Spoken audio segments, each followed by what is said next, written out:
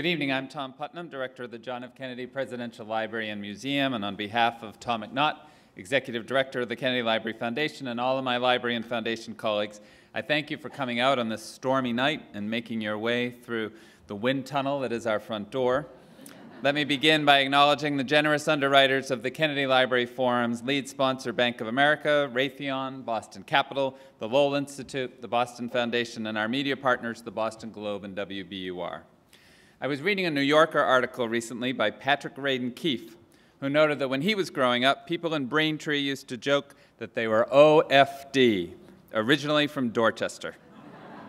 And the same, of course, can be said for tonight's guest speaker. So please join me at the start in giving a warm Dorchester homecoming to a local boy done good, John King.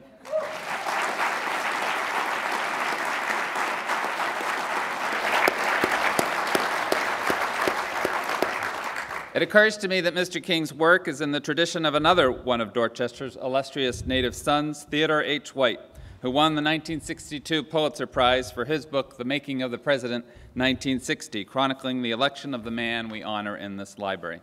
Mr. White's analysis of that race was groundbreaking for the times, much as Mr. King has helped revolutionize the way we watch and analyze presidential elections today, though it's hard to picture Teddy White mastering the magic wall touchscreen maps that Mr. King uses so effectively on air as part of his analysis. John King is an award-winning journalist whose career spans more than 3 decades, most notably on CNN, where he has served as chief national correspondent, anchor of John King USA, and State of the Union with John King. He's moderated a number of presidential debates, and most recently the 2010 gubernatorial debate right here in Massachusetts. This semester he is currently a fellow at the Institute of Politics at Harvard's Kennedy School of Government. Our moderator this evening is Brian McGrory, editor of the Boston Globe. In his long and varied career, Mr. McGrory has served as the paper's roving national reporter, White House correspondent, Metro section editor, columnist, and actually began his career with the Globe as a paperboy. He's perhaps best known through his Metro column in which he enlightened readers about the quirks and characters of Greater Boston while holding public officials and business leaders accountable. He recently published a memoir, Buddy, How a Rooster Made Me a Family Man, about raising a pet rooster as he adjusted to suburban life with his fiancée and her children. Happens to be my wife's favorite Christmas present from me this past year. In his last essay, after being named editor of the Globe, he wrote, "This column has been the richest privilege of my professional life. My next job will be the greatest responsibility. We're fortunate that the Boston Globe is in such trustworthy and capable hands." I should note that after extensive pre-forum negotiations, Mr. McGrory has promised to not open tonight's discussion with questions about Newt Gingrich's open marriage, and Mr. King has agreed not to dodge any such queries by attacking the liberal Boston media. Tim Russert once called John King a terrific, tenacious reporter. What he does best is deliver the news in ways that connect the biggest stories in Washington to the people and places throughout our nation with a candid, conversational, and interactive style. Please join me now in welcoming John King and Brian McGrory to the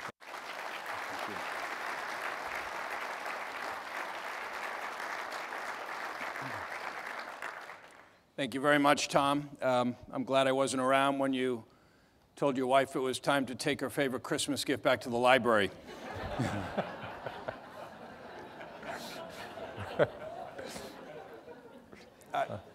John, it's a pleasure to be here with you. I'm really honored. We haven't really spent time like this since the 1996 campaign, so this is I didn't know about that first job. My first job was delivering the Herald, so maybe I should just leave now. So, well, let me start out that way. You look like you were born to be on TV. I mean, look at that. God, Look yeah, at right. that. Look at that hair, for God's sakes. I mean, it's perfect. But it wasn't always so. Tell us how you broke into television. I'm the reluctant warrior, I think, when it comes to television. If my hair is better for television now, I owe that to Bill Clinton. He turned it the color that it is today. I'm not alone in that regard. You know, it's funny you ask that question. I always, I don't mean it the way it sounds sometimes, but I always say that, you know, my life in many ways and my career path has been an accident. Now you make your own luck and you're there for breaks and you have to work hard, and that's the thing I learned here from my parents growing up here.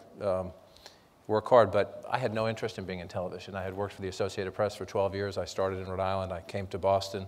Talk about luck. We had a great guy, Chris Daly, who was running our State House Bureau at the time, was a fabulous reporter who didn't want to go to Iowa, didn't want to go to New Hampshire, had things going on in his life and wanted to write the big pieces about the Dukakis record, but that would have been his baby. And so they looked around and they said, all right, kid, how about you?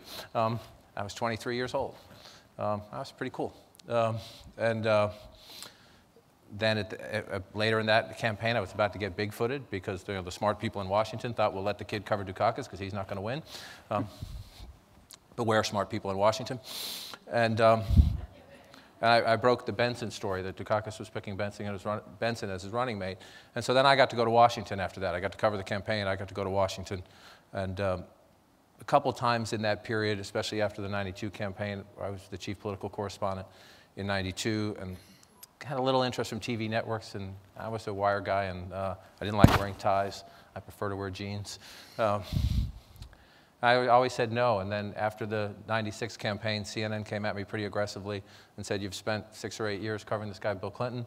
You've made a name as a reporter on him. Why don't you come do this? And I was ready to do something different in my AP job. I was thinking about taking a leave of absence and actually coming up to the Kennedy School or something like that around then. And they offered me some flexibility, said if you don't like it, you can leave, and so I decided to do it. And I had for years resisted, and you did this. So you know what it's like. For years at the AP, I didn't want to cover the White House, and I said no when they asked me to cover the White House because it's sort of a hostage crisis in that you're in those gates. You go through security every day, and you're hostage to whatever the president is doing. No disrespect to the president, any president, but I loved to travel. I loved covering governor's races. I loved going around the country and learning about the fractured politics that we have. Yet CNN said, come do this. Wolf Blitzer was the senior at the time, and I was not so sure at the moment, and there were a lot of days I think, why did you do that? Even 16 years later, I think, dear God, what a mistake. But it was a great blessing, because covering the White House, you are forced to learn about the world and about policy. And as a kid from Dorchester who had done a pretty good job covering campaigns, I was suddenly learning about nuclear weapons in North Korea and Rwanda and everything else, and it was the greatest learning experience of my life, and I realized how lucky I am. I get paid to learn. I had to borrow every last dime to get myself through college, and now they pay me to learn. It's pretty cool. I mean, I like to say that covering the White House was the best job I've already done. But it's not as glamorous as it looks, is it? I mean, especially when you're on these campaign trips, and even when you're on these foreign trips, to what would appear to be, world capitals that everybody wants to go to. It's not like what it seems, is it? Often you could be in, again, no disrespect to Cleveland, but you're in Moscow, you could be in Cleveland. You're in a hotel ballroom, is what I mean. Is you're in a room that looks something like this, so it's probably not as nice as this. And you got off a plane at 5 in the morning and you came to a hotel and it was dark and you didn't really see anything when you got there. And if you're lucky and you're in the pool, you might get to go when the president's in the meeting with the world leader. You might actually get to be, as close as these folks are here in the front row. But most people are in the filing center watching it on television monitors and listening to it come in on speakers. And then when that's over, if you're moving on, then you pack up your bags and you get on a bus and you go to the airport and you might say, hey, that's the Eiffel Tower, cool.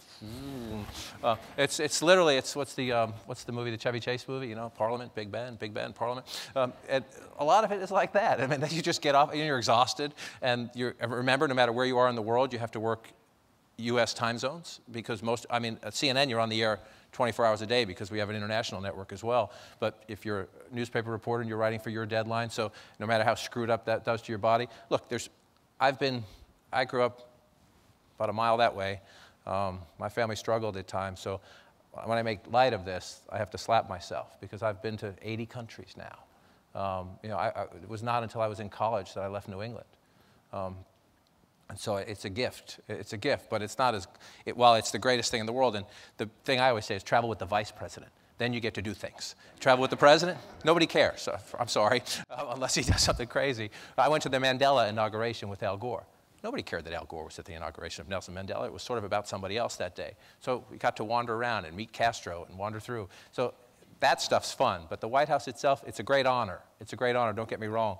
But you know it. A lot of it is just 20-hour days and the grind and the travel, and you wake up, what city are we in today, and where's my bag, and what floor is my room on?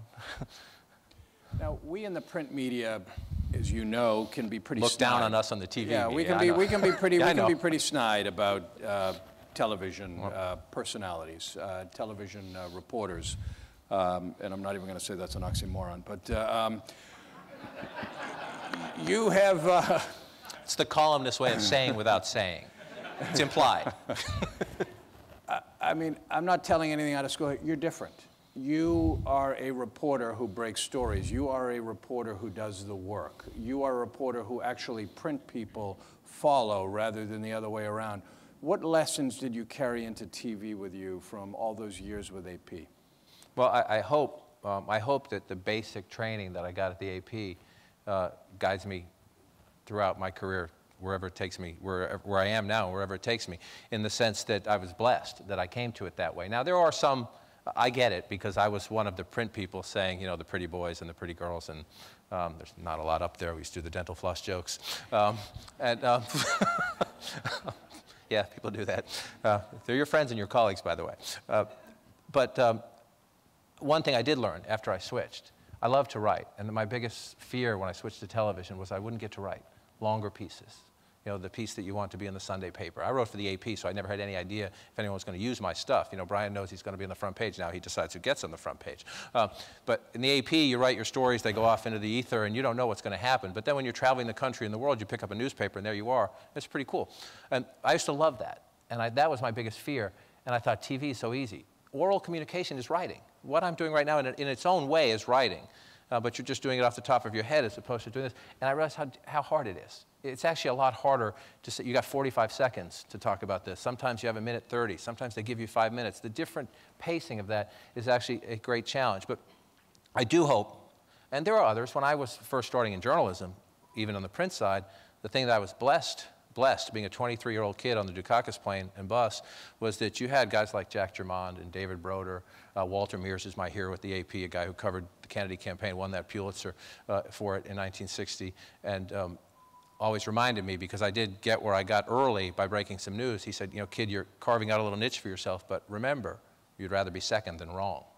He was always trying to tell me, don't take, you know, because people, if you break a couple of stories, then they come to you saying break some more. And he was trying to teach me when I was young, just put the brakes on. Don't be afraid to hit the pause button. But Sam Donaldson, in those days, Sam was known as the bombastic guy who screamed questions at Ronald Reagan. But Sam could be a good reporter. There were some. But as the business has changed, I will accept that there are some people who do it who just, it's not that they're bad people, or not that they just don't have the experience. People get pushed now, a lot of it through fellowships and the like, to, you know, you have a fellowship and then you're in this great job. I tell when young people come to me and say, how do I get your job? I say, go get a job for the AP or the Boston Globe, work in a newspaper, learn how to write, and then try to be on television. Now, most of them don't want to listen, but I think it's a better path because you get the skill set. Yeah, I would agree, and you are the personification of that. We've waited long enough. Tell us about the magic wall. Well, the magic wall, the magic wall is another accident, which is why I say there's these accidents. In 2008, if you go back and look, the night of the Iowa caucuses, that was the debut of the magic wall on CNN. I didn't touch it. I was nowhere near it. There was someone else that the management at the time decided should use that technology. Let's just say it didn't go so well. And nothing against the person who did it is a friend and is actually brilliant. I'm not going to name him in public here because it would seem like I'm criticizing him, and I'm not. He's someone who's actually brilliant, a very brilliant person, a lot smarter than I am in the IQ department, but didn't have a lot of experience covering politics. And so the night I landed, literally, one of the tensions I've always had with my bosses is they want you in the studio on election night in television. It's important, I get it. It's a visual medium. They want everybody in the room. I want to be on the ground until the last possible second. And remember, 2008, that was the Obama wins Iowa.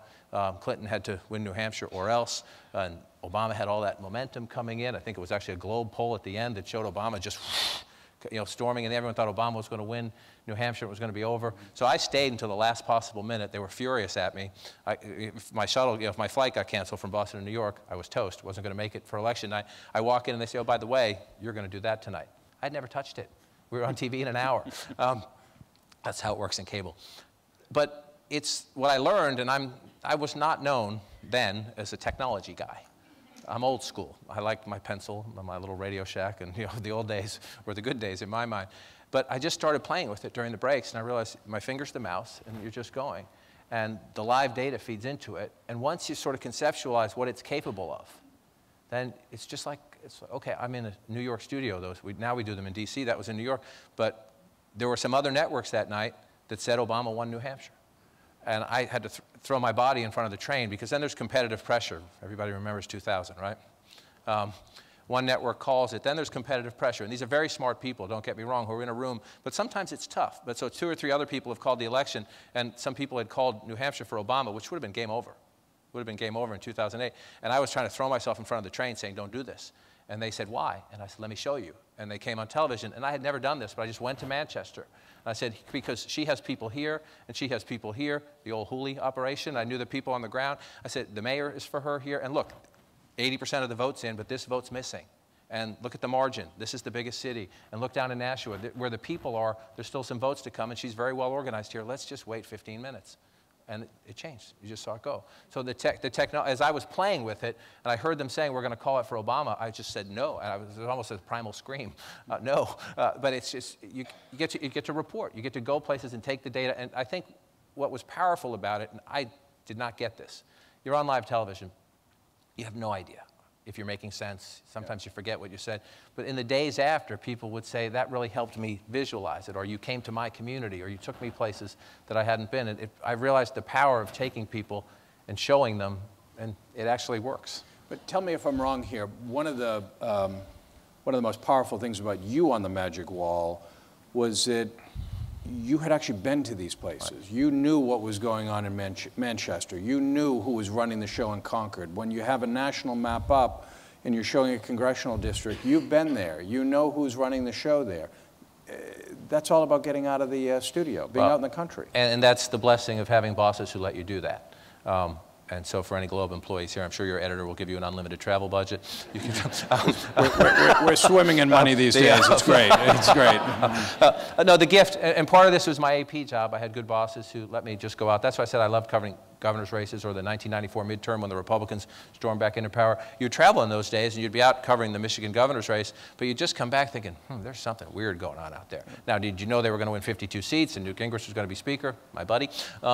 No, but you could feel it, and that's the value of reporting and getting out there. And so, yes, I mean, I hope my experience helps. This last one was my 7th presidential election, and one of the things I asked for now that I'm in television is just time to go. Can I have a couple days where I'm not going to be on television? Or can I just do one show because I just want to go sit? I just want to go sit in a diner. I just want to go sit in what I always tell young reporters is you want to understand politics, go to a school committee meeting. Get to the most local level and see what people are passionate about. Because oftentimes what happens in a presidential race or a governor's race has nothing to do really with the presidential candidates. Or people are mad about something or they're agitated about something. And so I hope that, yes, but the gift, you take the value of reporting, and having been to most of these places 10 or 20 or 30 times, and hopefully recently, and that's what plays out. If this past election night, I didn't travel as much because I had a show that was then canceled early in the campaign season. I wasn't getting out there much. And then I got to travel late and had to be smarter about where I went because you had a limited amount of time. And the 7 or 8 states that we focused on were the states that mattered. And there was a moment on election night where Karl Rove was saying, no, Romney's going to win Ohio, and those other idiots are wrong. And again, you use the magic wall to say, I want them to pay me money, so I want politics is the most complicated thing in the world, right? It's the simplest thing in the world. It's arithmetic. It's addition and subtraction. So you just go to places and you say, what's the count? What's left? And you just do the math, and you say, sorry, Karl, Ohio's gone, buddy. Well, speaking of Karl, tell us about the influence of Fox and MSNBC on the political dialogue and the television dialogue going on today. Stop in, go down. When I come, I once had a job at Gerard's. Anyone know where Gerard's is in Adams Corner? I was a short order cook there. I quit, didn't go that well. The Erie Pub's right across the street. You go into these places where, Fox News is on now in most of these places. When you pop in, you see what's on the TV. So you don't underestimate it. John King Citizen is troubled by the fact that there are entities that call themselves news networks that in prime time are just purely partisan programming. However, I have friends who work at them. I watch some of it. Some of it's actually informative and entertaining. But I hope nobody in this room thinks that that's news, news reporting. And I think I trust 99.9%, if you came in from Planet Claire and watched it and thought, well, that's the news, after a couple of days you'd figure it out. Yeah. But my take on this one, you'll find people who say it's horrible. I do think one of the reasons we have the problems we have now in our politics is that people can just stay at choir practice for your entire life. If you're a liberal, you can just log on to the Huffington Post and watch MSNBC and just stay there. And if you're a conservative, you can go through Matt Drudge and Fox News and never leave your comfort zone. So that troubles me in the sense that it contributes to the polarization. But 2 points. Number one is you and I live or die by the First Amendment. The minute we try to take it away from somebody else, we lose our standing. And so they have every right to it. Whether I agree or disagree with what they're doing, that's the gift of why we're here. And so they have every right to do what they're doing. And as a business model, it works. So anyone can take that as, here's the CNN guy complaining about Fox and MSNBC, because in Fox's case, definitely, and in some cases, MSNBC is beating us in the ratings. The job of my place is to take a deep breath, stop reacting to them, and we're starting to do this. And I actually think in a year or so, you'll see significant progress. And our new management is moving aggressively, and I think mostly so far in a terribly positive direction, is don't try to copy them. Don't worry about them. Roger Ailes has done a brilliant job of saying that the middle is boring, and that CNN is boring because it's in the middle. Well, this is a great sports town, right? Don't you want to scout the other team? You know, in the middle, you can actually see everything. You get to see everything. You get to learn. You get to study. And God forbid we actually learn. God forbid a conservative learn from a liberal, or a liberal learn from a conservative. So we get to air all views, and we need to do a better job at being smarter and interesting. And sure, have the food fights, but first set them up with some facts and some interest, because we were just having this conversation before we came out here. You know, 5 years ago, 10 years ago, everybody thought your part of the business was going to die because of technology. No, we just need to transform. The thirst for information is greater than ever. We just have to figure out, because of technology, new ways to deliver it. And my network got sort of caught up in worrying about them as opposed to saying, who are we and what do we want to do? And if we'd establish that actually in the middle you can learn a lot and you can have respect for other people's points of views but still have a good, healthy debate, I think we'll be just fine. I don't like some of what they do, and yes, it contributes to the polarization, the nastiness, when it's the punching bag part of it. But you know what? They have every right to the First Amendment, and people watch it. Elaborate a little bit, though. You said that in another year we might see more of the fruits of what your station director is thinking. How might we see CNN change? Our new president, Jeff Zucker, I think has done some very smart things early on, and he's been a consumer of CNN over the years. If you're not familiar with Jeff, he was the Today Show producer when the Today Show took off. Very different. Morning television is different from most of what CNN will be. Then he was the head of all of NBC News, and then he went off and famously crashed as the head of NBC Entertainment. But he's humbled by that experience, and he's actually a fascinating guy to talk to in the sense that he would tell you he was, sometimes you get promoted into places that maybe you're not that familiar with, but you say yes, right? They offer you this great job. And he wasn't as familiar with the entertainment side. So he's happy to be back on the news side, which has been his life. And I think he also feels he has something to prove, which I think is great from a new management who comes in with a desire to prove that he knows what he's doing. But if you watch CNN, I'm not picking on anybody, but if you watch CNN 9 o'clock in the morning, 10 o'clock in the morning, 11 o'clock in the morning, 12 o'clock, it's the same. It's a single anchor sitting in a chair, reading headlines that none of you have to turn on the TV to get, because you can get them here, or you can get them on your laptop. And so the challenge is pretty obvious. It's that people have the headlines. People who are watching cable news, or people like this, who for some strange reason, maybe I robbed your bank or had a fight with your son or something, on a night like this, come out and they want to hear from people who are involved in the news business. We have to give you value-added information. You know what happened. We have to tell you why, or we have to tell you who's the most interesting person, or what's next. How is it? The president is having dinner tonight with 8 or 9 Republican senators. It only took 4 years and a month. I used to say when they're talking to the portraits, that's a sign they've gone wrong. I think both the president and every member of Congress should start talking to the portraits about how to actually get things done. But Jeff wants to stake out smarter, informative, give people information. Don't worry about the other guys. Don't be afraid if you run a 3-minute piece to explain something. And to bring a more diversity of programming. Do some science and technology programming, do some health programming, but also put an emphasis on smarter politics. And if you need 5 minutes to explain something, don't worry about it. It always amazes me how in a crisis or a massive news event, people flock to CNN. I mean, that is when you are at your absolute best. And that's for good reason. People go there for the real news. They do, and that's when, and so you realize who are you, and you want to defend that brand. And you know, CNN, I believe, is the best brand in broadcast news. CNN.com is the best by far in terms of visitation, the best brand in digital news. Now, the pressure and the competition is growing by the minute, and so you can't get lazy. And that was what happened. Was CNN was first, right? It was the only one, and like the American auto industry, like Xerox back in the 80s, we got lazy. I mean, it's not, you don't need a rocket scientist to figure out what happened. We got lazy. We kept doing things the same way we were doing them. We got repetitive. And then we got reactive. When all of a sudden Fox started to take off, we got reactive, and we didn't think, it doesn't matter what they're doing. If you look at the ratings, the people who watch what you could broadly define as information and news programming, and you could put the Discovery Channel in there or the History Channel in there. History, and the History Channel is actually a great lesson to people who work where I work, in the sense that for a cable audience, we're talking about a couple 100,000 people to have a successful cable program. These documentaries about whether it's John Adams or whether it's about John Kennedy or whether it's about the history of the White House, even about the buildings, they get good. There are people who want to watch that stuff. They care about the history. It's context. It's little color. It's little texture. And so when that's happening, why don't we on the news side say, well, we can do that actually about today too. It's not going to be as well produced. You're not going to have a year or two to work on it, but we should remember that we're in the curiosity business, and the people watching us are curious too. So let's feed their curiosity, not just put, okay, let's get the most liberal and the most conservative stunt dummy and put them on television and have them scream at each other, even though 9 times out of 10, when you watch these people on cable television, they have nothing to do with the issue, actually. They're not involved in the key committee. Nobody in their own caucus listens to them. They're just colorful and combative, and it's like playing gladiator. Here's a piece of steak, go fight over it. We need to get away from that. You can have those debates sometimes if you set them up first with information, but then part of the challenge, and again, Jeff shares this, is call the BS. When you have people like that who are loud and vocal and getting a lot of attention, but actually have zero sway or relevance in a debate, that are actually harming the search for consensus if possible, we should call them out.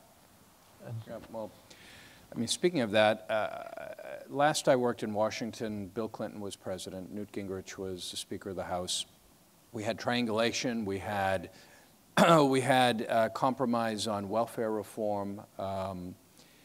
It was what I think was the start of the great partisan divide, but I can't even imagine what it is like down there now and how that city has changed. It's sad, actually. When I first came to Washington, it was literally the Monday after Thanksgiving in 1988. I moved to Washington. And in 1989, the AP made me the AP labor writer, covering labor issues, including the unemployment report, but also labor unions and the debate. Senator Kennedy was then the chairman of the Labor and Education Committee, and they were doing minimum wage. And George H.W. Bush was president. And in those days, Kennedy was trying to raise the minimum wage, and George H.W. Bush would say, no way, that'll destroy the economy. Kennedy would have you in a little hideaway. You'd have a drink. I don't drink scotch. Senator Kennedy pours scotch. You drink scotch. And I got a call once from Marlon Fitzwater. I was 24 years old, and he said, why don't you come by the White House at 8 o'clock tonight? Okay.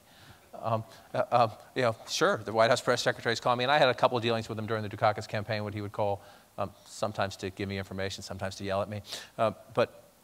So we went over, and they brought us over to the White House, and we went upstairs, and the president wanted to have a quick meeting just to tell us, I'm going to cut a deal with Senator Kennedy eventually, but I'm not going to give him what he wants. That's the way it was done in those days. And, they're the Tip O'Neill, Ronald Reagan stories. They're just, they don't talk to each other anymore. That's why today's actually a significant day. I'm making jokes about it. But I actually think it's significant after spending last week running around the country saying the sequester, these budget cuts, the sky is falling. We're all going to, horrible things are going to happen. Something got to the president. And he realized, whether he thinks he's right or wrong, that if he wants anything on gun control, if he wants anything on immigration, if he wants to get a grand bargain that deals with taxes and spending and entitlements, he can't do it without Republicans. And there is a calculation among some Democrats that we can win in 2014 and get the House back.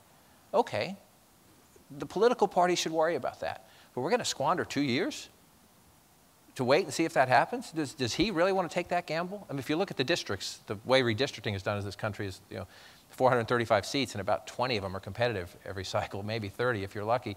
The president's really going to waste 2 years on that gamble? that he gets Nancy Pelosi back in 2 years, so just fight with the Republicans in the meantime. So I actually think it's significant tonight that he's actually going to sit down and break bread with people, including Pat Toomey, Ron Johnson, very conservative senators who, you know, want deep entitlement cuts, way deeper than the Democrats will ever agree to. But maybe they'll actually get to know each other a little bit and build a slight foundation of a relationship so that you can get things done. That's what's missing. There are no conversations. Gun control, you know, gay rights. People don't have conversations anymore. You're not implying that it's the Democrats' fault. It's everybody's fault. It started, look, the Lewinsky scandal started it. And it actually started before that in the sense that there were some Republicans who just could not, they just believed, how can this guy be president, Bill Clinton? How can this, to them, he was illegitimate from day one. You know, for personal character questions, the old failed governor of a small state, they just couldn't get it. That after, you know, after 8 years of Ronald Reagan and 4 years of George H.W. Bush, this guy who, they just, forgive me, misunderestimated him in the sense of his own intellectual capability. And they just couldn't believe it. And they just couldn't come to terms with the fact that Bill Clinton was beating them. That he won the presidency, and then he was beating them in most of these policy debates. However, you know, you had two guys, Newton, Bill Clinton, who agreed on almost nothing, but things got done. They got welfare reform done. They got a balanced budget agreement that gave the Republicans some things they wanted. Tax policy changed, you know, to a degree in terms of pro-business. And so Clinton didn't just get everything. He had to give to get. And they worked together, even in that environment. Now, there's no question the impeachment and everything started, and then the Iraq War. I mean, had 9/11 not happened, we would be in such a different country. We'd be in such a different country. But the amazing part is 9/11 was supposed to bring us together. 9/11 was supposed to be a unifying event for us. It was, briefly, and then Iraq. So you had the polarization that started in the Clinton years, then sort of reignited over the Iraq War. If there's no 9/11, no matter what you think of George W. Bush or whether he came to office predetermined to go to war with Iraq, some people believe that. He was going to, you know, avenge daddy or whatever. I don't read minds, and I'm not a psychiatrist or psychologist. But without 9/11, where's the justification for the Iraq War? Without the Iraq War, there's no Barack Obama, because that's his niche against Hillary Clinton in the primaries. That's why he's here.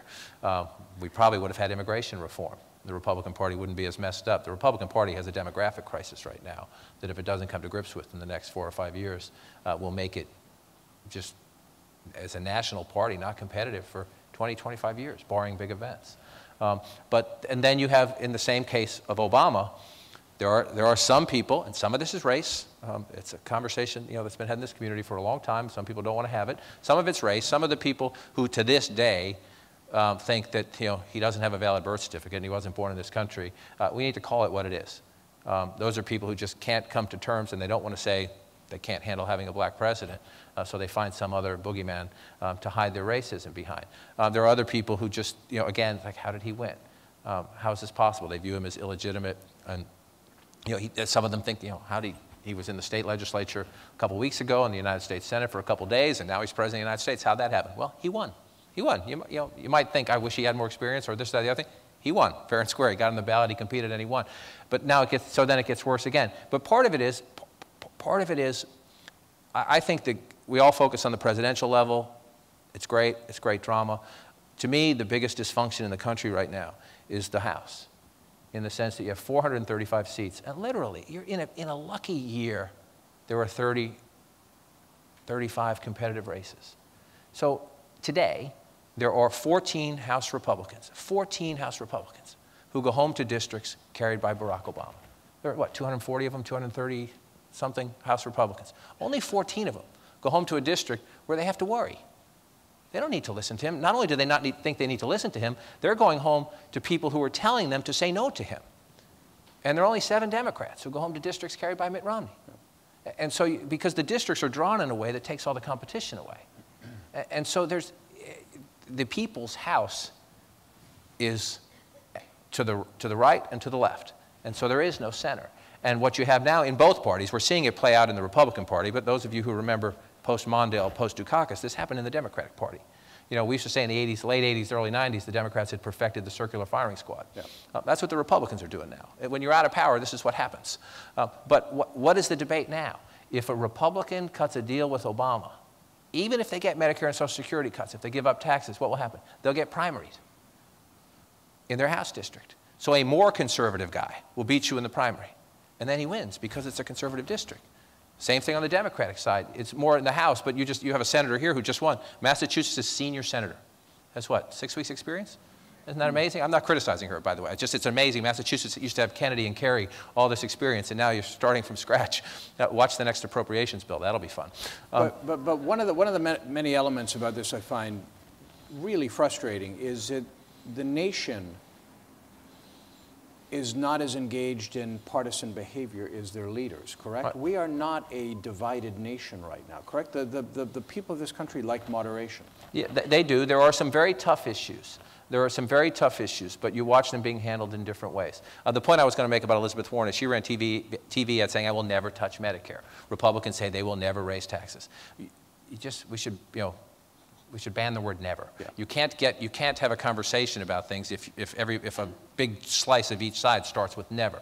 Now, to the point where I just said the Republicans are not terribly competitive as a national party right now because of demographics, non-white voters principally, also younger voters. But we also have 30 Republican governors.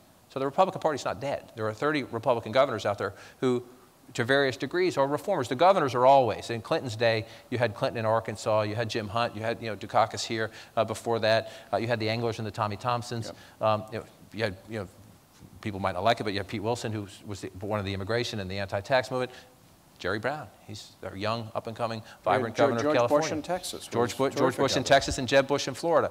This has always been the case that the laboratories are the states. But they've all had to deal with, to varying degrees, the governors have to deal with their entitlement issue, which is public employee pensions. And it's really rough in some states. You've seen the Wisconsin and Ohio in particular.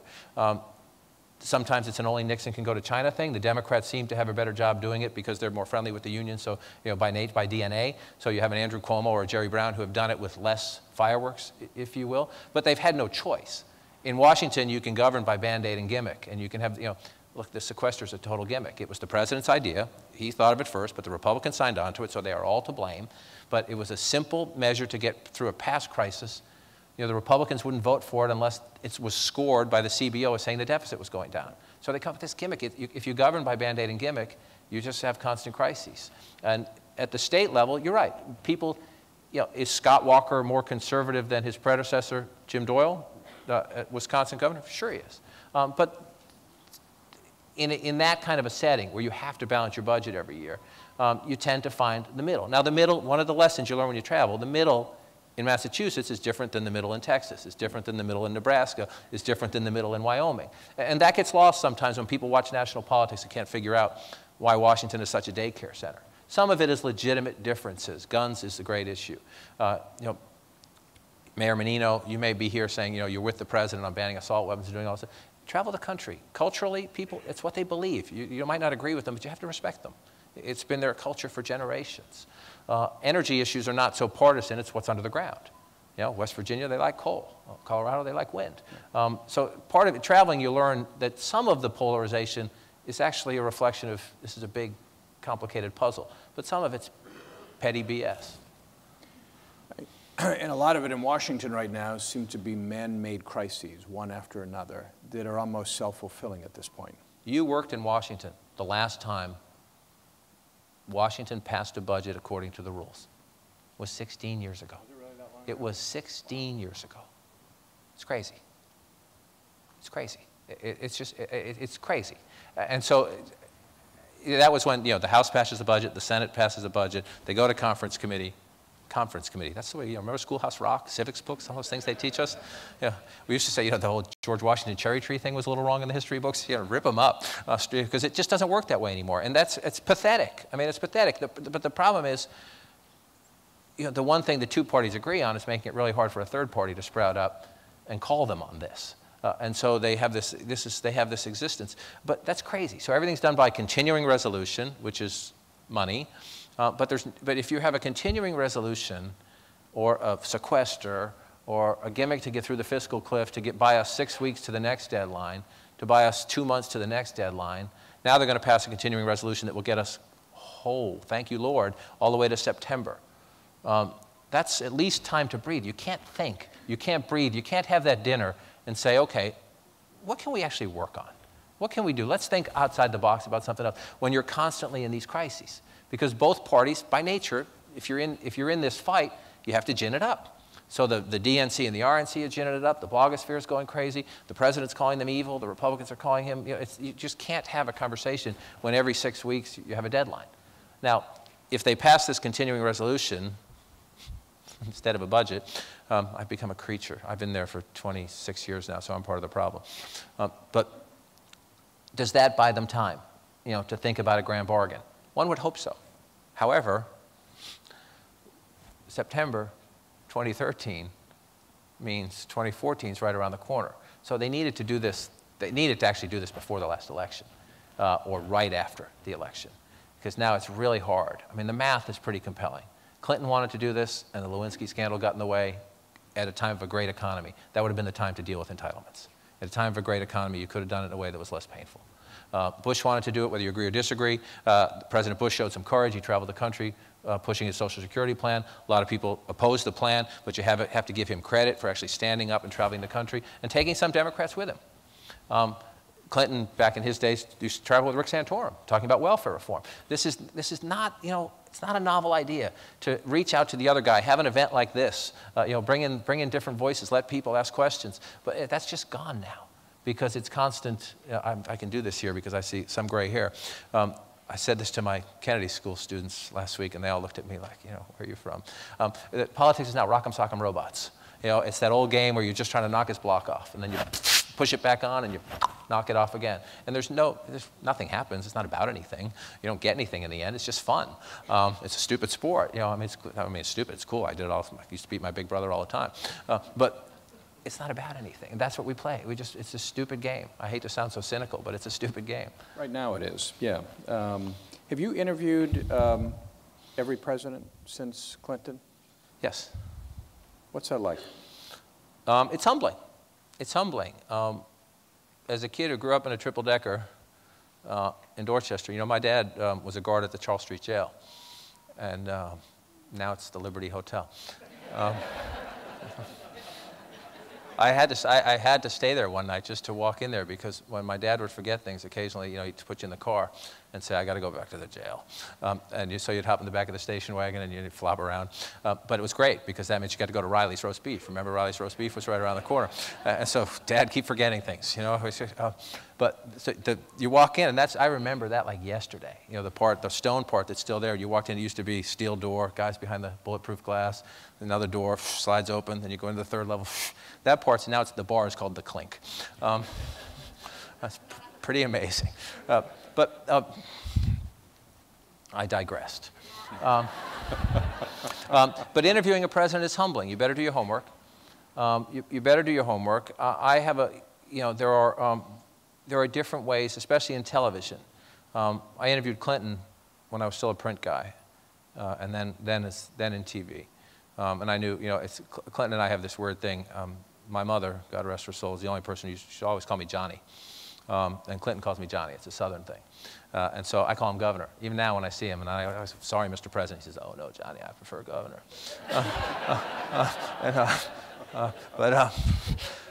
It's humbling in the sense that you want to, especially in television, it's a visual medium, so you want to seem comfortable, you want it to seem like a conversation, but you got to ask tough questions sometimes. And so you have to kind of find your comfort zone. And they're all different. And sometimes they're different from interview to interview. There were times, as you know from Clinton, that Clinton would shut the press out for the longest time, and then when he did do press, he would be combative because he thought that was what he needed to do to achieve his political goals. I'm not criticizing him. Look, remember, they're trying to advocate their issues and defend their guy. And then other times he would be the most nicest man, Southern gentleman in the world. He'd be nice to see you, relaxed. George W. Bush, actually, most people think Republicans are more anti-media. His White House was actually quite open. You could walk around a lot more. Now they've cut off access a lot. Great guy as a guy. If you're a baseball fan.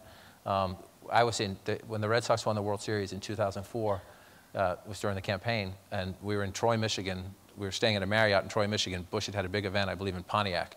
And I'm on my laptop, thank God for technology. I'm doing live shots, blah, blah, blah, blah, blah, blah, blah, blah, blah, blah, blah. Who cares about this? The Red Sox are about to either win or lose the World Series.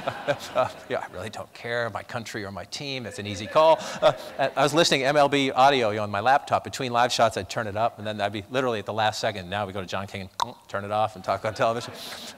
I got back to the hotel, and the game was in like the 6th inning, and there's a crowd in the lobby bar, and I say, I'm going to go sit and watch the game. I said, I can't do it. I'm just too tense, so crazy. These people aren't Red Sox fans. I can't do it. So I got a couple of buds and went up to my room, and I'm sitting on the bed, and literally about 3 minutes after the Red Sox clinched, the phone rang in the hotel room, and it was Bush, because he knew I was a Red Sox fan, and he was such a big baseball fan. He just called to say, I just wanted to say congratulations. You guys have waited a long time for this. Now, is he sucking up? He's just being a guy. And Obama, I interviewed Obama right before his inauguration. It was a couple of days before the inauguration in 2008. And there's some candidates. Some candidates want to say hello beforehand, even if they know you. They just want to have a little small talk to get to, they're just trying to figure you out. Others just pop down in the chair at the last minute. They don't want any small talk beforehand. Obama likes to. He'll come in. What are you doing? And put his arm around you. And he likes that way. But he has gone. Unless you work for CBS News, I'm going to get killed for this. He's gone dark. I mean, it's unbelievable how dark he has gone. In terms of, plus his White House access, there is none now, right? Well, I mean, part of it is they think, and they're right to a degree because they've succeeded. They won re-election. Now, they won re-election. We can criticize the other candidate if you want. It's historic, though. If you look at our history, again, I think. Because of technology, because of the changing communications and political environment, it's hard to, we always want to study by the old rules. But no president since FDR had won with unemployment above 7.2%. You heard that statistic, 7 million times in the last election. It's still pretty amazing, given everything the country went through, and given that he was our first African-American president. And we still, we're nowhere near where we need to get on the race question.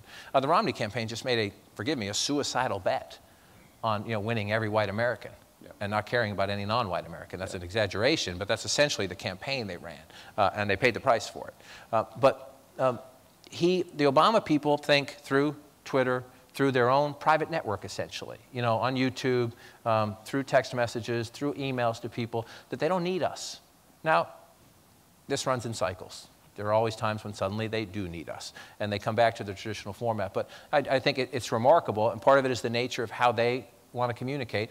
And as much as we can get mad at it, saying the president should be more accessible to the traditional, or what Sarah Palin would call the lamestream media, they just won an election their way. So I wouldn't look for them to come running to us anytime soon. Yep. Common thread, though, there are 3 charming men one-on-one, correct? I mean, all 3 of them. I mean, I'm not missing anything here. No, different but very similar. I've had both Bill Clinton and George W. Bush snarl at me and then laugh when I said, you guys are a lot more alike than you think. There are a lot alike in some ways. Obama is a little bit more distant, a little more detached. It's just who he is. Cooler. Is that an act? Is that his thing? I don't know. I don't read minds, but he certainly likes that. He wants to pull back, the Vulcan joke, pulls back a little bit. They're all. And look, you can't. No matter your politics, the Republicans used to think Bill Clinton was this, bumpkin, who they didn't like his personal life. They thought he was this sort of, overweight, sort of bumbling bumpkin from Arkansas. How did this happen? Well, it happened because he's a damn good politician. And people who want to think George W. Bush, a lot of Democrats, you talk to them, they think George W. Bush is the village idiot. You don't beat Ann Richards, who's a damn good politician, who's at 58% approval when you start that campaign. Sure, Texas is a Republican state, but you don't beat a politician that good, unless you're good too. And then we can all argue Florida and 537 votes and Antonin Scalia all you want, and we can all, if you're a Democrat, you can blame Al Gore more than you can credit George W. Bush. Had he only won Tennessee, sort of where he said he was from. But Bush ran a good campaign. And then in 2004, when John Kerry had every possibility, the Iraq War, opposition to the Iraq War was just starting to take off, and Bush got lucky to a degree in the sense that the election came before the opposition to the Iraq War went more up. But that was a competitive election. If you go back and look, you can't the guy's a good politician. He may not be a rocket scientist, but on the stuff he cares about, I'm joking, Bush knows everything about baseball. You will not, no matter how good of a baseball fan you are, but he also knows about education, and he knows about immigration, and he learned about, you know, Muslim extremism or whatever you want to call it. If he cares about the subject, he's actually a really smart guy, and he reads everything. They're just, I'm at the IOP now, I have to be careful. It's the Harvard Business School thing of his management style is to delegate. That's your department, Brian. So he may not, you know, you ask him a question, but he may not know. If something he doesn't care about, he puts somebody else in charge of. Whereas Clinton wanted to know everything. He was a sponge. He wanted, the Clinton cabinet, fine people, don't get me wrong. I could never figure out why Bill Clinton had a cabinet. Everything was run through the White House. Bush actually let the cabinet agencies do stuff. Yep. I once went down to Texas when Bush was governor to do a profile of him for the Globe. And they wouldn't return my phone call, so I showed up unannounced. I followed George Bush around at a couple of events, came out to his car at the end of like the third event one morning, whirled around in his cowboy boots, said, "Who the hell are you? You've been following me all day." I introduced myself. I'm from the Boston Globe. And he said, "Well, why don't you come in my car with me? You can interview with me." We drove out to the airport together. He said to me, "You coming up to Austin?" I said, "Sure." So we got in his state jet together and flew up to Austin. He cleared a schedule for the afternoon. He invited me over to the house for dinner. We threw the ball around for his dog in the yard of the governor's mansion. At the time that he was offering dessert, I actually made up some name of somebody I was supposed to meet because I was... You'd still be there. I'd still be there. I mean, it was... I spent more time consecutive with him than I ever did with my first wife. And it just showed me how open and willing he was before he entered the White House bubble. I happen to think he's a sharper guy than a lot of people give him credit for. You know, I just went through this with Rick Perry, who's again, I'm going to say this and people are going to laugh at me. Feel free. But, you know, Rick Perry came across as not a bright light in this last campaign. Actually, a smart guy. But Bush is, you know, again, you know, his strategery and is misunderestimated in those things. He's sort of charming in a Joe Biden way. His tongue would get out ahead of his brain sometimes. But I know what that's like working in live television. But it's also a very important point there in that you find this a lot in politics, that suddenly you get to the candidate. He turns around and says, "Hey, who are you?" It's a governor of a big state. You know, it's not an income. Karen Hughes would not return my calls for 2 weeks. The staff, often the staff. Karen's at the IOP now. She's one of our fellows this semester. So you should come over and air your grievances. I'll set you up with some Rock'em Sock'em robots. You guys, best out of 3. But it's one of the things you learn in politics often. So when people say, you know, the president is hiding, or the president is this, be careful, because oftentimes it's the staff. And the staff thinks they're doing the right thing. A lot of these young people at the IOP, and it's a great gift to be here because these kids are, you know, you spend a lot of time in Washington. You can tell from some of my answers, you do get a little jaded and a little cynical and a little frustrated. And it's great to be around these kids who want to make a difference, whether they want to run, some of them want to run for office, some of them want to be in staff, some of them will go out and, you know, work for nonprofits, some of them will be doctors and physicists and the like, but they want to be active and involved, and it's really refreshing. So it's a ton of fun. But I always tell them, you know, just remember, when you get into this bubble, number one, ask the guy. Don't think, you know, well, that's the Boston Globe and the Texas governor doesn't want to talk to the Boston Globe. Governor, the Boston Globe's doing a profile. Brian McGrory's coming down. We've made a couple calls. He seems legit. You want to do that? Yes or no? What'd that take? 8 seconds? But they don't do it. They, nope, he won't want to do that. And then the governor says, "Hey, how are you? Who are you? Come on in." So some of the stuff is you got to be careful when you're criticizing a politician to make sure that the politician actually has any clue of what you're talking about, because the staff may have insulated them from it. What's it like to moderate a presidential debate? I just finished my newt therapy. Here we go. Here we go. Paging Dr. Freud. I'm making light of it, but I think it's actually it's a great responsibility, and it's crazy in the sense that it's live and you can structure parts of it. We can talk about that particular event if you want. You know, there's a legitimate debate about, is it the right question? We had a long meeting about it, and I don't shy away from it. I think journalism schools should have debates like that. Refresh the audience. Anyone need to be refreshed? Here, can we get a fan to blow my hair back when I talk about it? Well, we have it on the screen behind us if you want to see it live. The day of the debate, Speaker Gingrich's second wife had given an interview to Brian Ross of ABC News in which she said when their relationship was collapsing and she found out that he was more or less living with his current wife, Callista, that he came to her and said, I just want to have an open marriage. We don't have to get divorced, but I'm going to be with Callista. Let's just have an open marriage. That's what she said. She said it in a televised interview, on camera. She had the dates. She gave some background information. And it's the day of a presidential debate in South Carolina, a state where culturally conservative electorate and those issues play. So you have a meeting and you have a question. So you have a question then. A, is it a news story? My answer is yes. Some of your answers might be no. I'm personally very, very hesitant. Number one, I'm far from a perfect human being. Number two, I'm not a judgmental person. Number three, I think we in our business should be very careful about being holier than thou or deciding what's in and what's out. So it's a very, very tough issue. And so we had a lot of conversations all day long. And we decided, and I take full responsibility, I was the moderator of the debate, that we were going to ask the question. And he was, a couple times during the day, people tried to ask him at campaign events, and he ignored them or gave non-answers.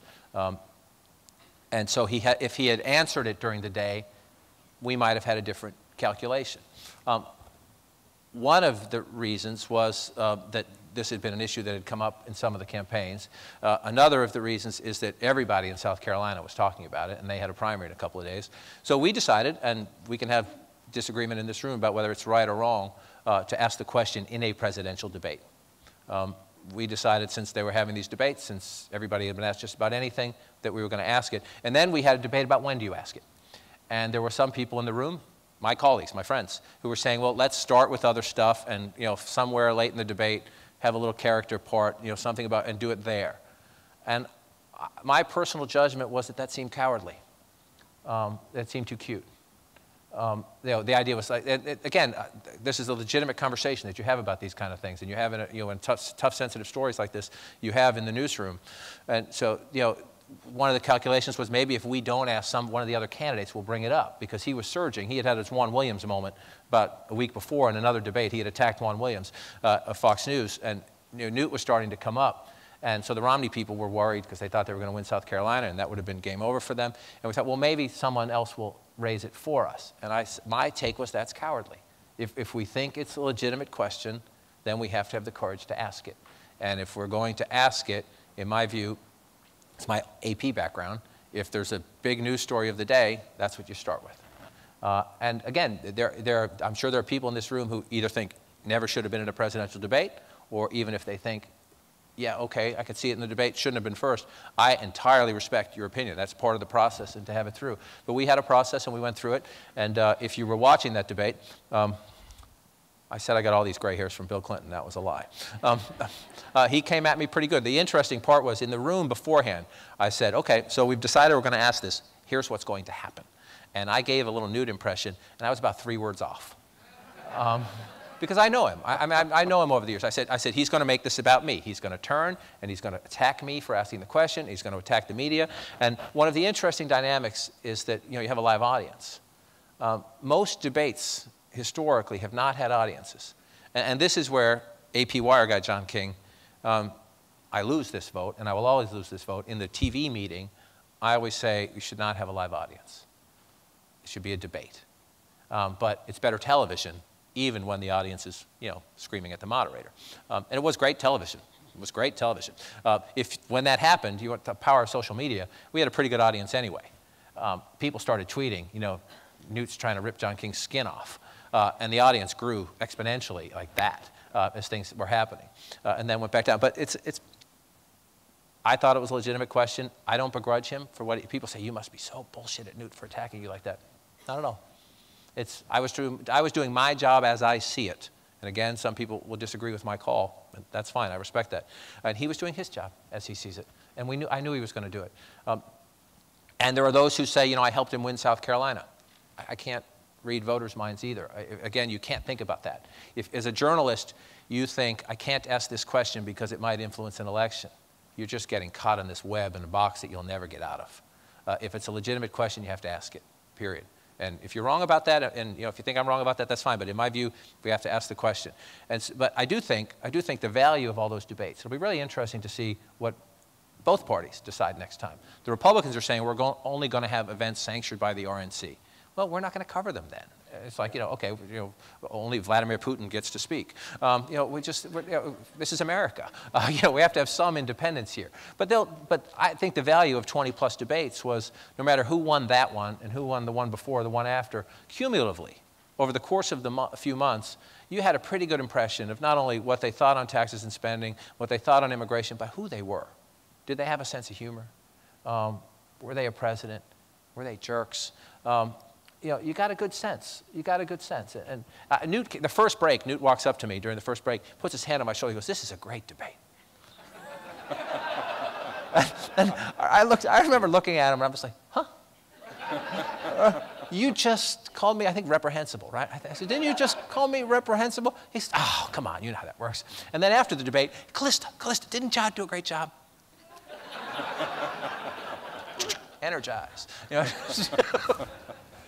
These debates, though, are a rare opportunity to see the candidates in unstructured moments, correct? Even though many of the moments in a debate are somewhat structured. And you go through, my theory, different moderators do this in different ways. And especially if you're the sole moderator. It's a different, in the 2008 campaign, I was part of a debate that I think Anderson moderated, and I was on a panel with Campbell Brown and Jorge Ramos of Univision.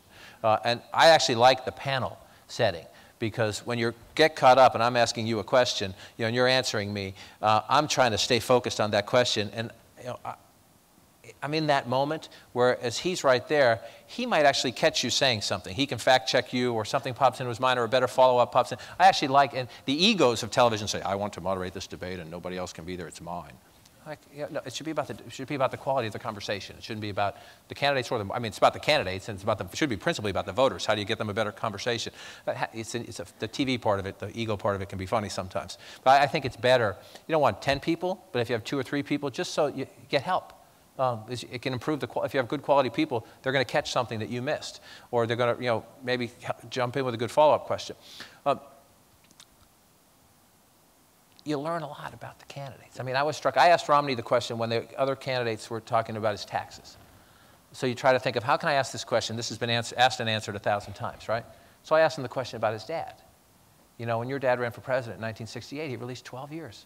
And he said the reason he did that is because if you only released 1 or 2, and you knew 3 years out you were going to run for president, well, you could change your behavior so that the 2 years you released, didn't capture the truth of your life. And he looked at me like I was from another planet. And I was actually shocked, because his dad's his hero, legitimately. Whatever you think of Governor Romney, his dad is his hero. And he seemed surprised by the question, and he didn't have a good answer. And it stunned me. As a moderator, so that's one of the moments where I say you need help. Because I had to John, you got a debate going on here. You can't just look at the governor going, "Whoa, dude, you're not ready."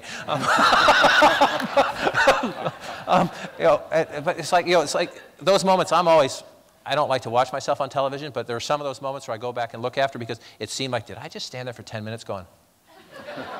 And it's probably a second and a half, but to me it felt like, you just made a total ass of yourself on national television. But literally, it's like you learn at those moments. You just stop like, huh? You don't have an answer to that? So you learn a lot about them. They're fun. Yeah. But you better do your homework. Yeah. Tell us about Wolf Blitzer. What's he like? When the batteries are changed. Wolf, it's funny because Wolf and I, personality-wise, Wolf and I are very different. But one of the things I worry about in my business, I talked earlier about, as a kid getting on that plane. You know it very well. One of my dearest friends teaches at BU now. I was blessed when I was an intern in the Providence AP Bureau. There were 2 guys just a little bit older than me, Chris Callahan and Mitch Zukoff, and our boss, who was only probably 6 or 8 years older than us. In that setting, I had people who helped me when I was totally green. I didn't know much. And they were your friends and your colleagues and your mentors, and they always had your back, and you knew it. Then when I got on that plane, there were people I didn't really know very well, but Jack Germond, if you know who Jack Germond is, he's a legendary columnist and just a great American and a great journalist. Yeah, Jack Germond, Bob Novak, just great people, David Broder and Dan Balls, and as I mentioned, Walter Mears, who you'd go to the bar at the Sheraton Wayfarer, and Germond, you close the bar with Jack Germond. You wobble down the hall, and kid, you can close the bar with me, you're going to have a good future. It's like, yeah, great, if I make it to my room. But Wolf is when I came to CNN, Wolf was the senior White House correspondent, and his network goes out and hires this guy, John King, away from the AP because John King is, quote unquote, the best sourced Clinton reporter. That's usually a source of trouble, right? The guy is a gentleman. He's just an amazing guy. He's a good person. He's a great human being. We always joke that Wolf, Wolf can do 24 hours of television and literally, like, did you go to the bathroom, dude? He's got a very different personality. His mannerisms are very different. But he's a total pro. Number one, he used to be a Reuters reporter, wire experience. He used to work for Reuters News Service, so he has wire experience. Obviously, most of you first met Wolf in the first Gulf War when he was at the Pentagon for CNN. But he's a total reporter, and he's a mensch, if you know what a mensch is, just a good, loving, friendly guy. And people were waiting. People were just waiting. Wolf and I come to the White House job. I'm technically the number 3 working weekends. He's the senior White House correspondent. I called myself the junior White House correspondent. There was no such title.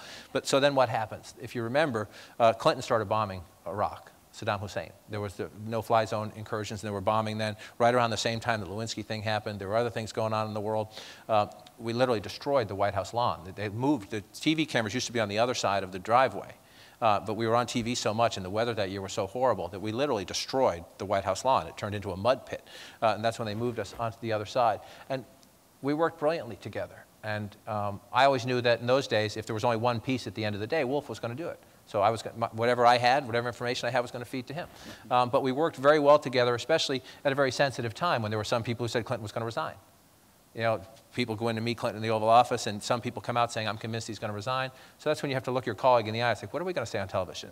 Let's be really consistent here. And a couple of times, I think I was helpful because my experience with Clinton was, no. They're going to have to carry him out of there in a box. But he's always, and I was right. But he's a great, if you don't want to know personally, he's a great basketball fan. He has Wizards season tickets, as do I. I'm a Celtics fan, but I'm a basketball fan. My seats are better than Wolf's if you're ever in Washington. But he's actually a very, very funny guy. If I knew you were going to ask about Wolf, I would have brought. Wolf has this thing where right before he goes on television, he's done this for 16 years. He goes, how do I look? So we used to get the cameraman, the best guys in television, the cameraman. We'd get one of them to say, where's your beard? Or, just to make jokes with them. But one time he was just doing this waiting for a live shot. Remember the Chumbawamba song? I get knocked down, but I get up again. This really one-hit wonder. You don't even remember, right? Good for you. No, Wolf was just somehow doing it, and we were in the White House booth, and you can see the feed coming down. And so I just called the bureau quietly, and I said, somebody roll a tape on this. And so we've humiliated Wolf. We have this greatest hits of Wolf singing. And we roll tapes whenever Wolf sings. I never sing. But he's a really great guy, and he's a wonderful colleague. And experience, you want people of experience around at those crazy moments. On election nights, Wolf and I now, we don't have to talk to each other really. On big election nights, when there's something going on, we just you do it with eye contact. Are there ever days when you just don't want to go on TV? Yes. I found this with my daughter. I have a 16-year-old daughter, which is the most humbling and wonderful experience in life. But I was with her shopping once, and I found this little sign that says, a makeup-free day is a really good day. And I have that hanging in my office. I never thought, early in the Clinton administration, Clinton did this poverty tour, and we were in Hazard, Kentucky, in this little tiny school, really poor community, in this little tiny school where the sinks, there was rust on the sinks, it was really old. And I'm in the boys' room, not the men's room, in the boys' room. It's an elementary school, and I'm putting on my makeup. And these 2 kids come in, they're like in the 5th grade, and I'm putting on my TV makeup. And these 2 kids walk in. Hazard, Kentucky, remember. And I try to say, you guys like this school? Yep. I said, you really like this school? Yep. I said, I mean, really, you really, really like this school? They're not. I said, then do not go home tonight and tell your father you walked into the men's room and there was a guy putting on makeup.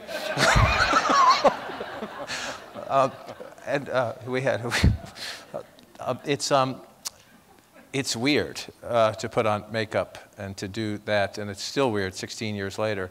But to me, the value of if I haven't put on makeup, that means I got to spend the time at my desk reporting. One of the things, if you're doing a lot of live television, is that it keeps you away from making phone calls. And then you become, there is a small slice of the business that is, I always say the test of television is it show or is it tell?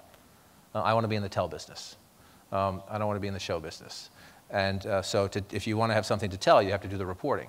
And our jobs are both easier and harder now in the sense that, when I'm on live television on an election night, I'm talking to people. I'm just doing it here. Or every now and then you disappear behind the magic wall when you have to call somebody out in the field, and you do it on the phone and you whisper, or you walk out of the studio for a minute. Technology has made our jobs, just in our lifetime, you remember when you had the old trashy 80s and you had to, the Radio Shack with the couplers, and you had to push the phone in there and lean on the phone to keep the signal. Now, it takes me about 40 seconds on this phone. We can be on live television around the world. It's got an application. It's not it's HD. It's not the greatest thing in the world, but I've used it covering hurricanes. You just go, and we're on. And I was at Atlanta, gets a little beep. When I log into the system, Atlanta gets a little beep. And if they want to punch me out, one button, and you're on TV.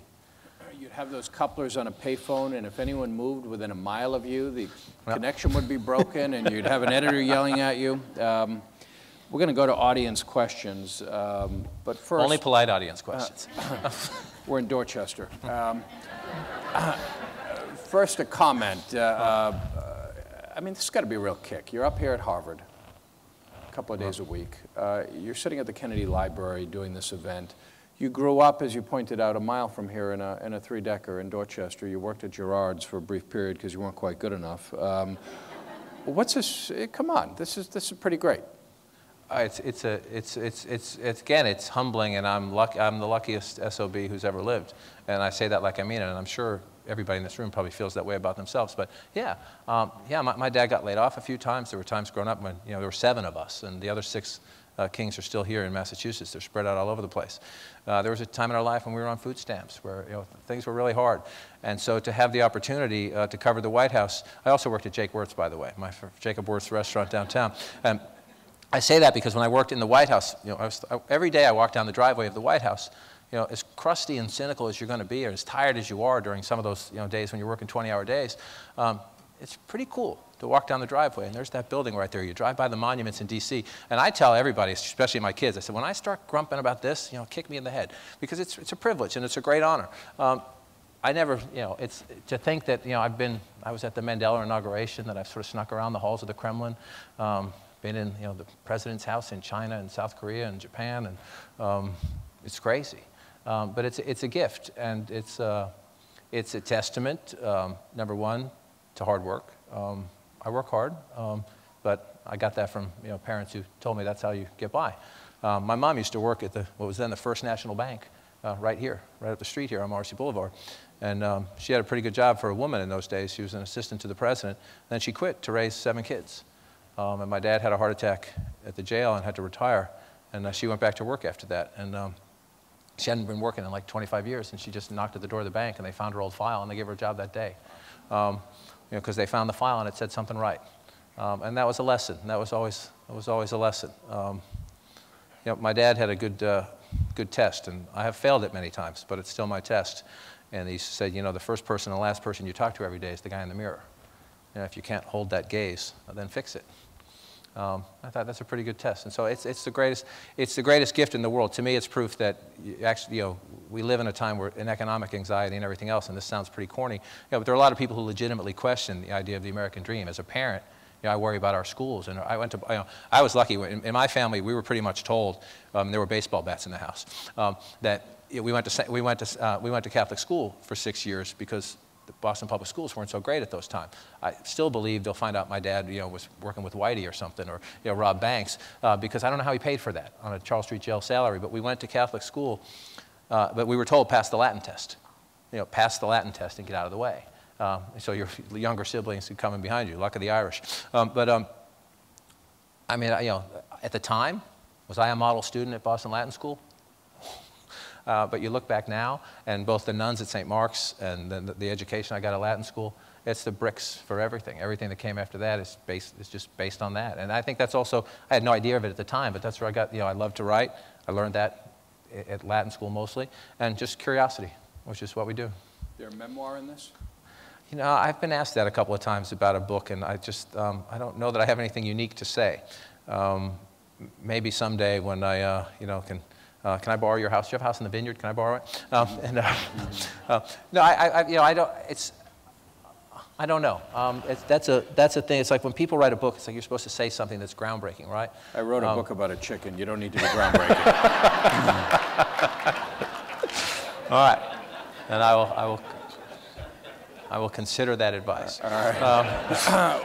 We're going to open it up to questions from the audience. I don't think we have a microphone. We do have microphones. Beautiful. On each aisle, feel free to step right up and ask a question. If you could introduce yourself, that would be terrific. Sir.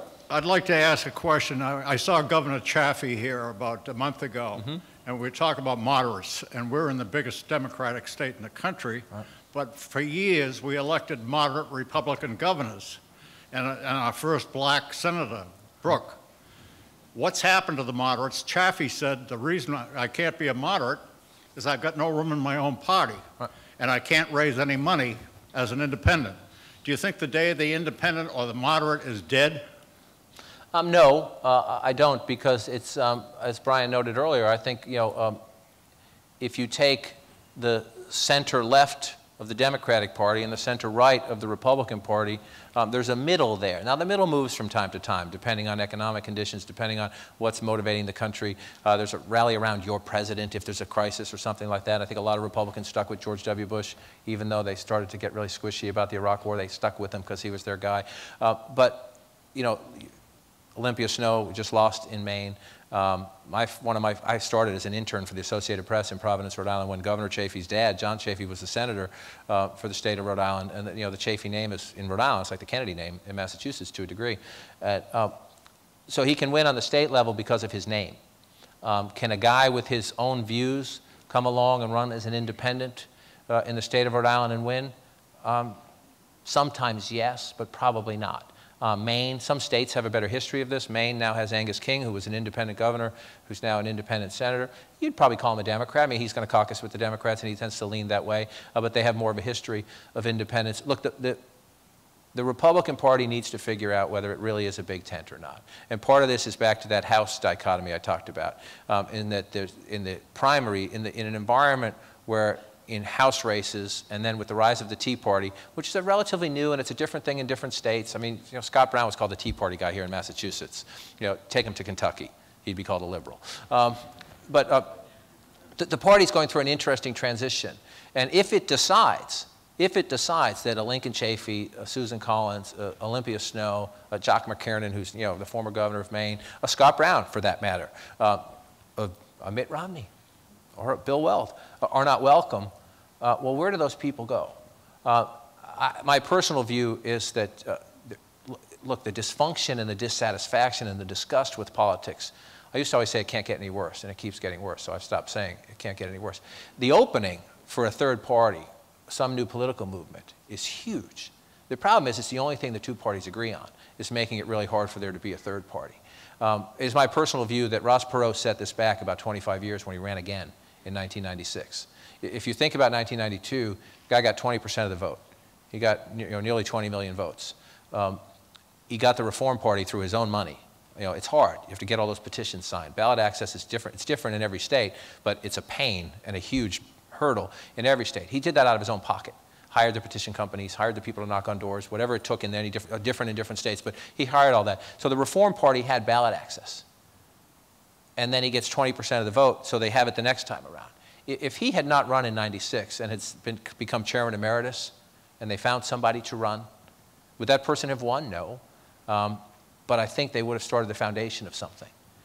And maybe an Arnold Schwarzenegger, when he went after Gray Davis, in the recall election, would have run as a Reform Party governor, not just an independent. They'd have 6 or 8 governors. Though, got so frustrated with no room in his own party, they didn't listen to him. He got disgusted and said, "The hell with it." Right, and some of that is self-interest. I'm not criticizing him. He's a very interesting and a thoughtful guy. But in the Senate Republican caucus, he didn't fit anymore. Right. Now, in part, this is a question. If your party's platform is, whether you agree or disagree, is anti-tax increases, business regulation on some things, anti-abortion on some things, and you disagree with it, you know, if you disagree with so much of the party's platform, there is a legitimate question about whether you belong. Right. Now, but part of that is, again, we live in this very complicated 50-state puzzle, and the Republican Party in New York and Massachusetts and Rhode Island has always been very different from the Republican Party of Texas and Nebraska and Oklahoma. But the party now doesn't, it's missing leadership, number one, and it's missing an emphasis on the Big Ten. But when you're out of power, these things get exacerbated. And the Republicans have really been out of power since halfway through the second Bush term. He sort of lost his credibility. Iraq War, Katrina, people stopped listening to him. So the Republicans have been out of power, and this is all playing out. My question is this, could you start a centrist party? Schwarzenegger and Bloomberg thought about this. They were quietly doing focus group research, hiring people. They were prepared to start an organization. Remember, Bill Clinton came out of the Democratic Leadership Council, the centrist Democratic group. Bloomberg and Schwarzenegger were talking about starting some kind of an independent, centrist think tank. Conservative on fiscal issues, moderate on the social issues, pretty predictable. And then Bloomberg decided to run for a third term as mayor, and the whole thing blew up. Schwarzenegger was not happy, by the way. They had this thing going now. He couldn't run for president, Schwarzenegger, but they wanted to do this to encourage candidates like a Lincoln Chafee to run as independents and to give them the infrastructure. The problem is the fundraising and the infrastructure, especially if the two parties start punishing people who support you. Right. And that's what happens. The two main parties will punish people who support anything they view as a threat to them. Very good questions. Yes. Hi, my name is Ben Bolger, and I was wondering if you could reflect on some themes or differences between different types of political scandals. I think of scandals like Eliot Spitzer that led to resignation, or situations like Senator Vitter that more or less weathered a scandal. What are some themes or commonalities that people have done smart to weather scandals, or mistakes that people have made that have led to their end of their careers? Part of it, you mentioned two people who were elected on a statewide level. The culture of Louisiana was more accepting of Senator Vitter, and he's accountable to those voters. And unless there are Louisiana residents here, whatever your personal opinion, you're not a stakeholder. You're not a shareholder. And he decided, I'm sure it's embarrassing in some ways, to put himself back on the ballot. He wins. Is it case closed? No. People will dog him about that forever. But he won an election. Spitzer made a different decision, became my colleague at CNN for a while, and then left. Interesting guy. A brilliant guy. I mean, a really smart, really smart. The prosecutorial experience of him, when he was interviewing somebody to watch him as a prosecutor, I mean, it's great brain power. And in a way, whether you're a Democrat or a Republican, you should regret losing people like that in the public, in the public debate, who challenge the other side, who are willing to have a good and open debate. But that was decided, either he made a personal decision / looked at his polling, New York decision. The biggest national question of this was Gary Hart, who before Bill Clinton was Gary Hart, who left the race, then came back into the race and said, I'm going to let the people decide, and they did. And then Clinton, who weathered it. I remember when the Jennifer Flowers story came up. I remember my bosses called me. I was in New Hampshire, and they said, you have to come back because Lloyd Benson's going to get in, and Mario Cuomo's going to get in, and this is it. Clinton's done. And I had just walked the mall of New Hampshire interviewing people. And remember how bad the economy was in 1992, for those of you who are old enough. And my notebook was full of people saying, this really bothers me, it really bothers me, but he's the guy with the best economic plan. He's the guy who's going to get me health insurance. He's the guy who's going to keep them from foreclosing on me. And I told my bosses, and again, this is the great luck of mine, is I've always had bosses where I could say, you know what, I think you're wrong about this. Can I stay a couple days? And they'd let me stay. Clinton, in part because of personal tenacity, in part because of his wife. I mean, I put those in reverse order. If she had bailed on him, game over. But she didn't. And then a personal tenacity. And then the Republicans, frankly, overplayed their hand. They just overplayed their hand in a way that I think a lot of Americans, even who disagreed with Bill Clinton, found offensive. It's a very tough one. I interviewed Clinton the same day they did the 60 Minutes interview in the '92 campaign. It was in the Ritz-Carlton in Boston. Now it's the Taj, I guess, but it was the Ritz-Carlton in those days. And Bill Clinton and Hillary Clinton did the 60 Minutes interview. And then we were down on the elevator, and I spoke to her the entire time on the elevator, because my interview started when we were walking out. And then we got into a town car, and we went to Logan, and he was flying to northern New Hampshire on a little jet, and she was going back to Little Rock to watch the interview with Chelsea, and when it aired that night, Super Bowl Sunday, 1992. And I interviewed her, and then I interviewed them in the car, and for me it was like, whoa, what am I writing here? It's hard because you're into this. But in terms of the Lewinsky thing, his personal tenacity, I think even people who were offended or disgusted or whatever, everyone makes their own judgment about that, admired his toughness, his tenacity, and then watched the Republicans go over. I'm going to say this, and I'll probably regret it. One of my jokes, and I try to be, humor in life is important, especially in these things, is that only in America, can Bill Clinton do what he did and 2 Republican speakers lose their jobs. Newt Gingrich and Bob Livingston lost their jobs after that, in the aftermath of for personal character questions, in the aftermath of the Lewinsky scandal. They're all different. They're all different. And again, I think in my business we have to be, very careful.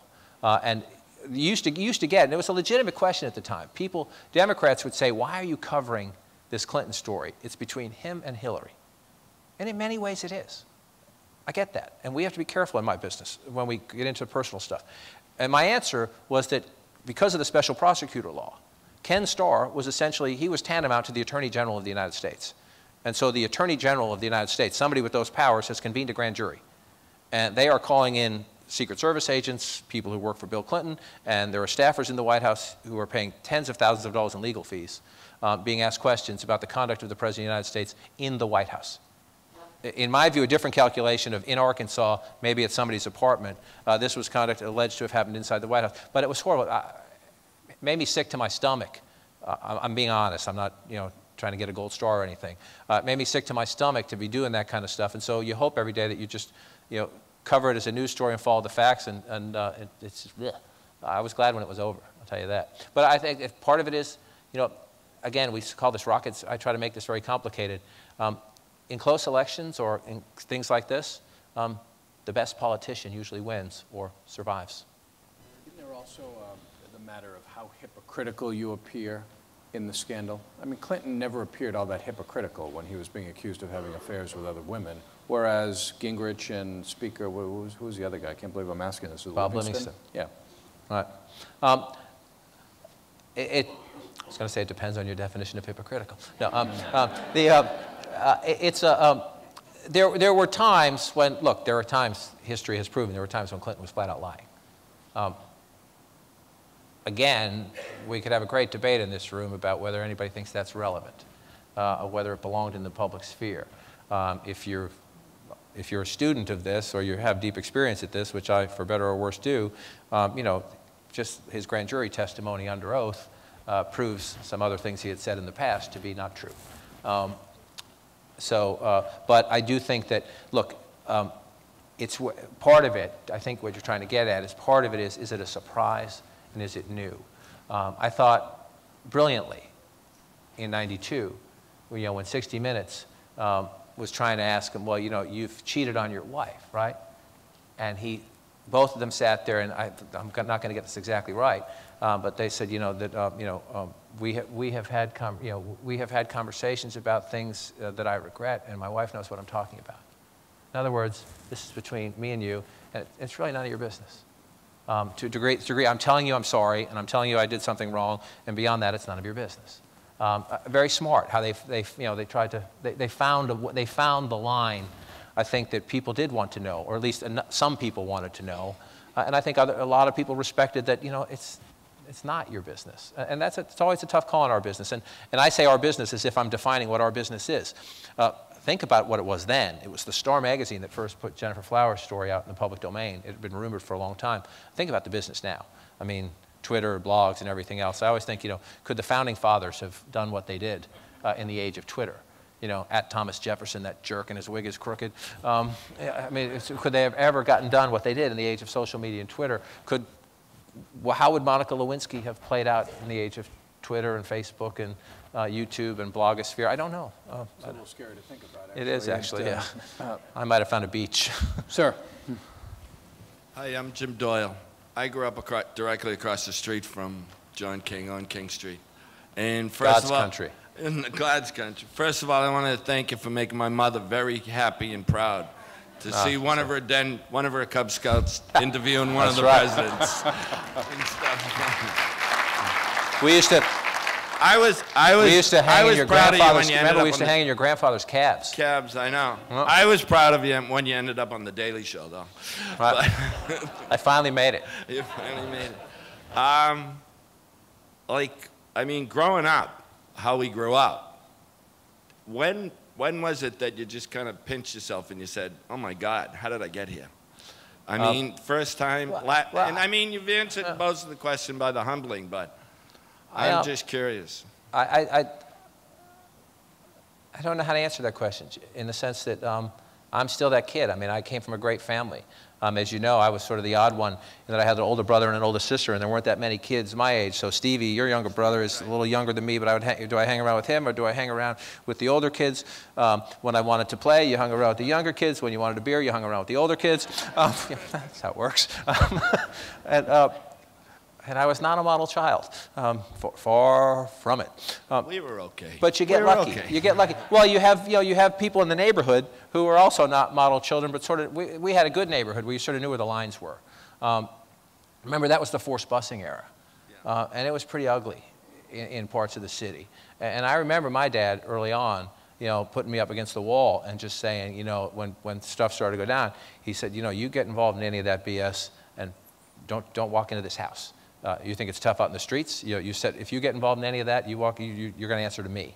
And that was a very stern, but a very fair. I mean, the thing about my parents, and my parents both died very young, which is there's nothing in my life that infuriates me more and saddens me more because I never got a chance to give back to them for what they gave to me. But they were the fairest people, and our neighborhood was full of people like that. All of the parents, the Doyles and the Tranfords and the Sullivans and the Sutherlands and the Mackenzies, good Irish Catholic neighborhood. But they were just, everybody was fair, and everybody worked hard, and a lot of the people worked with their hands.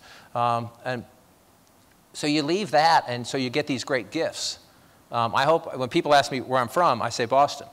And they look at me kind of funny because I've lived in Washington for 26 years now. I'm from Boston. I live in Washington. And I hope to come back someday when I figure it out. But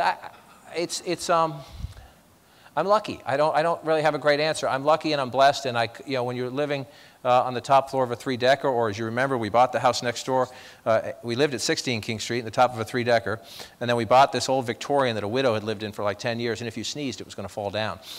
And my dad and his brother. Your father made sure that didn't happen. Yeah, my dad and his brother rebuilt the house from scratch a week at a time when they could scrape up the money to buy shingles or buy some plywood. Or we used to joke everything was paneling. This is nice paneling in here. We used to go to Building 19, Building 19 and get paneling. And my sister used to joke, Johnny, don't stop because Dad will nail paneling. If you stop and you're not moving, Dad will nail paneling to you. So the whole house was paneled.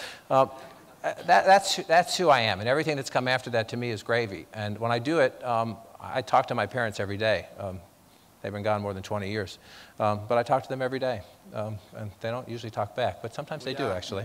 We are all very proud. And thank you. But it's when you come from a great environment and you have a great family, what I do is I'm no more special than, trust me, my older brother, who's my hero, when my dad died, he held our family together. And then when my mom died 5 years later, gave up his own career to hold our family together. And he has had the toughest, he's been part of this recession the last 5 years. And he's got little boys, and one of them just got into college. And so, listen, I'm lucky, and I'm not special. And you look at these there are a lot more courageous and tough and successful people in my family than I am. Just because I work in this medium where you're on television, people think it's different. It's my job. It's not who I am, it's what I do. I love it, and I've been lucky in what it allowed me to see the world. Mostly the thing that makes me lucky is I get to learn every day, and I'm not being corny when I say that. It's a great blessing. How about we take one last quick question? Sir. My name is Jared Kenny from Manchester, New Hampshire. I was lucky enough to be on the CNN debate up at St. Anselm's in 2011, actually wearing the tie you and Anderson signed. There you go. My question is a good end question, what's the best story you've ever covered? Like, what were you most passionate about throughout your career? It's a funny question to ask a journalist, what's your favorite? Because we're trained not to have favorites, right? We're sort of trained not to have favorites. All right. Writing the chicken book is his favorite. I mentioned earlier that I think maybe especially because of the time I grew up here and how ugly it was at times and challenging, the day you forget a lot of things in life, but then there are days that just play in your head like movies. You can see every last second of them. I was lucky to go with Al Gore to the Nelson Mandela inauguration, and on these trips, all the leaders, and that was a scene. Fidel Castro's coming down the hall, Gaddafi's coming down the hall, all these crazy people coming down the hall, and Gore's trying to avoid them and duck them. I can't meet with him. And Gore's staff is taking pictures with Castro. They later got disciplined for it. It was just a hoot. Castro literally handing out cigars. I mean, this is a long time ago. And can I have one? So we go into this little holding room, the office, and you're in the Parliament building. And Gore and Mandela are about where you are, this far away. And they're small talking, and we can't anything of it. And on the day he's to be inaugurated president of South Africa, Nelson Mandela spins away and walks over, and there's like 3 of us. It's the vice president. So there was a New York Times reporter. I was there from the AP. There was one other reporter there who I don't remember. And Nelson Mandela walks over, takes each of us by the hand and says, "How are you today?" And I'm thinking, huh? How am I? Really? It's just the grace. And to watch people crying. I mean, if you go back and look at the pictures, if you don't remember this, the military ceremony to hand him essentially control of South Africa, there were the 3 whitest guys in the whitest uniforms you will ever see, handing the power, to this elegant black man. And it was just, wow. It's the most overwhelming positive thing I've seen. And the poor people in the parks around there who had nothing, dressed in rags with their belongings in buckets like paint buckets, were just the tears of joy streaming down their faces. It's the most overwhelming thing I've ever seen. The worst thing I've ever seen was I spent, well, a couple. The most frightening personal thing I've seen is in the first Gulf War, where the thing you learn as a journalist in journalism is don't follow the photographers because they're crazy. I went into this Battle of Khafji when the Iraqis had come south into Saudi Arabia for a while, and I was lucky to crawl out of that one because I followed a photographer and things got a little dicey. That was the scariest thing I've seen, watching bodies blow up around me, rocket-propelled grenades and tanks blowing up and watching bodies fly by in pieces. But the most humbling thing, I think, was I spent a month in Banda Aceh after the tsunami, and to see the pain. And that was when I felt the most inadequate at what I do. I have the power of television, and pictures are, and a story like that, the pictures are important. It is different from writing for newspapers, and you just could not do justice to the pain and the suffering of these people, and the power of water. I mean, to see what the water did in those communities, it's just, those are movies that play in my head. Whenever I think about the tsunami, I get choked up because it was just so, as a parent, I mean, imagine holding your child and the water just pulled them away. And you spend days and weeks walking through refugee camps trying to find the child. I just actually saw a movie, and it was hard for me to see. I started crying halfway through the movie. The Impossible, I think it's called. It sort of got buried because a whole bunch of movies came out at once, but it's very, very well done in the course of it. And I walked for like 3 days with this man named Sabri through these refugee camps, and I was getting yelled at by work because I was doing it to help him, because he didn't speak even much of his own language, and he had no money and had no resources. He was trying to get through the bureaucracy, which was frustrating. And I was trying to help him find his daughter.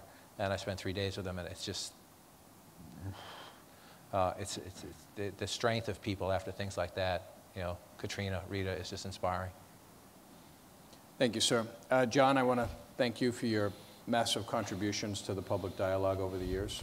I don't know about that. I work on cable television.